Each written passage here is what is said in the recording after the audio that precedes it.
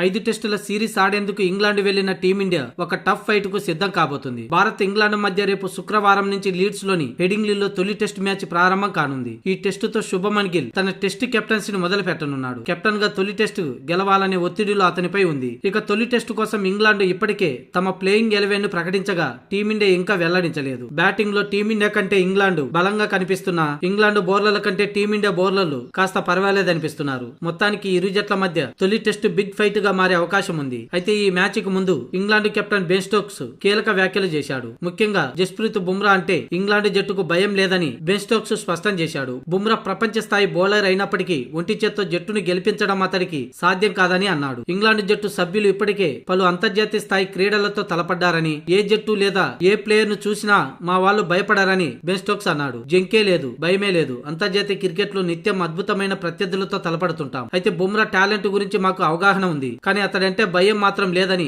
Stokes అన్నాడు. ఒకే ఒక్క bowler ఈ టోర్నీలో తన జట్టును గట్టెక్కించగలడని నేను అనుకోను. మొత్తం 11 మంది ప్రతిభ కనబర్చాలి. ఒక వ్యక్తితో విజయం ముడిపడి ఉండదని, అలాంటి పరిస్థితి ఇరు జట్లలో లేదని బెన్ స్టోక్స్ అన్నాడు. కాగా భారత కాలమాన ప్రకారం శుక్రవారం మధ్యాహ్నం 3:30 తొలి టెస్ట్ మ్యాచ్ లీడ్స్ లోని హెడింగ్లీ మైదానంలో జరగనుంది.